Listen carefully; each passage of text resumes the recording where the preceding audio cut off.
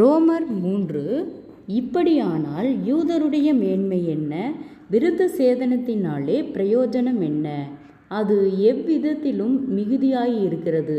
தேவனுடைய வாக்கியங்கள் அவர்களிடத்தில் ஒப்புவிக்கப்பட்டது விசேஷித்த மேன்மையாமே. சிலர் விசுவாசியாமல் போனாலுமென்ன, அவர்களுடைய அவிவிசுவாசம் தேவனுடைய உண்மையை அவமாக்குமே. அப்படியாக்க மாட்டாது. நீர் உம்முடைய வசனங்களில் நீதிபரராய் விளங்கவும் உம்முடைய நியாயம் விசாரிக்கப்படும்போது வெற்றி அடையவும் இப்படி ஆயிற்று என்று எழுதியிருக்கிறபடி தேவன் சத்தியபரர் என்றும் எந்த மனுஷனும் பொய்யன் என்றும் சொல்வோமாக. நான் மனுஷர் பேசுகிற பிரகாரமாய் பேசுகிறேன். நம்முடைய அநீதி தேவனுடைய நீதியை விளங்க பண்ணினால் என்ன சொல்லுவோம்? கோபாக்கினியை செலுத்துகிற தேவன் அநீதராயிருக்கிறார் என்று சொல்லலாமா? அப்படி சொல்லக்கூடாது. சொல்லக்கூடுமானால் தேவன் உலகத்தை நியாயம் தீர்ப்பதெப்படி? அன்றியும் என் பொய்யினாலே தேவனுடைய சத்தியம் அவருக்கு மகிமையுண்டாக விளங்கினது உண்டானால் இனி நான் பாவி என்று தீர்க்கப்படுவானேன். நன்மை வரும்படிக்கு தீமை செய்வோமாக என்றும் சொல்லலாமல்லவா? நாங்கள் அப்படி போதிக்கிறவர்கள் என்றும் சிலர் எங்களை தூசித்து சொல்லுகிறார்களே. அப்படி போதிக்கிறவர்கள் மேல் வரும் ஆக்கினை நீதியாயிருக்கும். ஆனாலும் என்ன, அவர்களை பார்க்கிலும் நாங்கள் விசேஷித்தவர்கள் அல்லவா? எவ்வளவேனும் விசேஷித்தவர்களல்ல. யூதர் கிரேக்கர் யாவரும் பாவத்திற்குட்பட்டவர்கள் என்பதை முன்பு திருஷ்டாந்தம் படுத்தினோமே.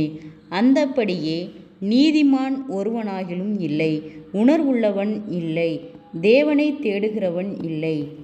எல்லாரும் வழிதப்பி ஏகமாய் கெட்டுப்போனார்கள். நன்மை செய்கிறவன் இல்லை, ஒருவனாகிலும் இல்லை.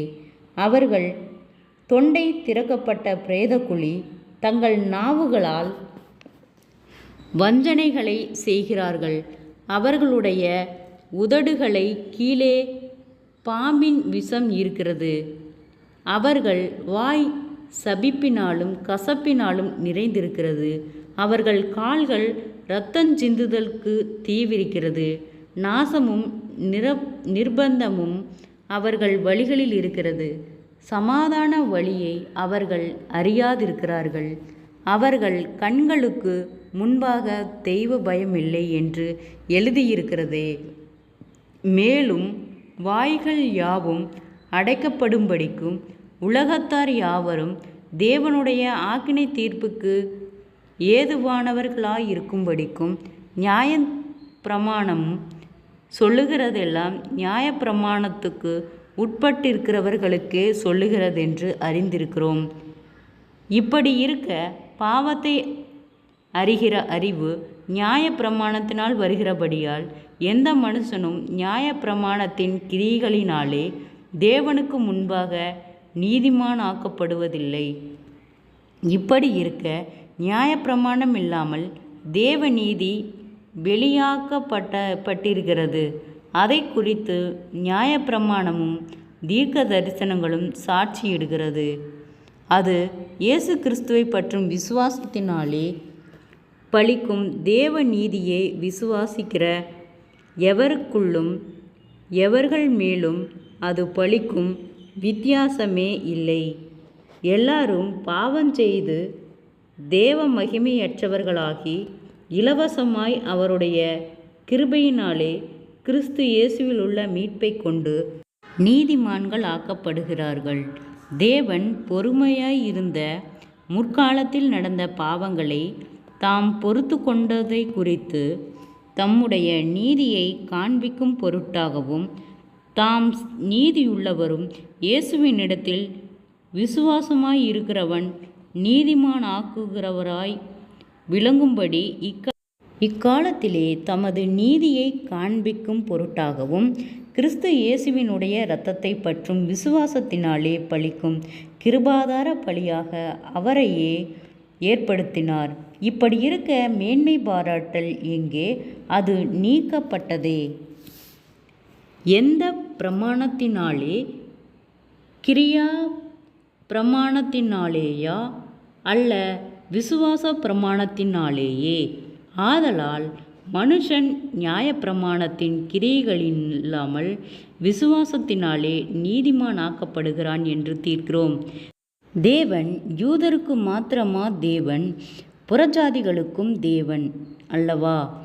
ஆம், புறஜாதிகளுக்கும் அவர் தேவன்தான். விருத்த சேதனம் உள்ளவர்களை விசுவாசத்தினாலும் விருத்த சேதனம் இல்லாதவர்களை விசுவாசத்தின் மூலமாயும் நீதிமான்களாக்குகிற தேவன் ஒருவரே. அப்படியானால் விசுவாசத்தினாலே நியாயப்பிரமாணத்தை அவமாக்குகிறோமா? அப்படியல்ல, நியாயப்பிரமாணத்தை நிலைநிறுத்துகிறோமே. ஜெபம். கிருபையை நேசிக்கிறத நல்ல தகப்பனே, ஆசீர்வாதமான வேலைக்காய் நன்றி செலுத்துகிறோம். இயேசுவின் நாமத்தினாலே ரோமர் 3வது அதிகாரத்தை தியானிக்க கொடுத்த தயவுக்காய் நன்றி செலுத்துகிறோம். கர்த்தாவே, இந்த வார்த்தையின்படியாக நீர் எங்களை தேற்றும்படியாய் நாங்கள் ஜெபிக்கிறோம். ஆண்டவரே, ஒவ்வொருவரையும் விசுவாசத்திலே நாங்கள் ஆண்டவரே ஒவ்வொருவரையும் வழிநடத்த கர்த்தாவே நீர் எங்களுக்கு இரக்கம் பாராட்டும். நீர் நேற்றும் இன்றும் என்றும் மாறாதவர், ஒருவராய் பெரிய அதிசயங்களை செய்தவர், ஜனங்களுக்குள்ளே உம்முடைய வல்லமை விளங்க பண்ணுகிறவர். குறைவுகள் எல்லாம் கிறிஸ்து இயேசுக்குள் மகிமையில் நிறைவாக்கப்படட்டும். இயேசுவின் நாமத்தினாலே ஒவ்வொருவரும் கையிட்டு செய்கிற வேலைகள், போகிற வருகிற பிரயாணங்கள், அவர்களுடைய தேவைகள் யாவையும் கர்த்தர் சந்தித்து பாதுகாத்து வழி நடத்தும். வியாதிகளோடு பலவீனங்களோடு இருக்கிற ஒவ்வொருவருக்காய் நாங்கள் ஜெபிக்கிறோம். அற்புத சுக பலன் ஆரோக்கியத்தை கட்டளையிடும். ஆண்டவரே, நீர் நீதியின் தேவன். அநேக தடுமாற்றங்கள், போராட்டங்கள், மன பதற்றங்கள், மன அழுத்தங்கள், பாரங்கள், கவலைகள் யாவும் இயேசுவின் நாமத்திலே விலகட்டும். ஆண்டவரே, கடன் பாரத்தோடு இருக்கிற ஒவ்வொருவருக்காய் நாங்கள் ஜெபிக்கிறோம். ஆண்டவரே, அந்த கடன் பார கட்டுகளிலிருந்து கர்த்தரே விடுதலை தாரும். ஆண்டவரே, முன்னோருடைய சாப கட்டுகளுக்கு நீர் எங்களை விலக்கி பாதுகாத்து கொள்ளும்.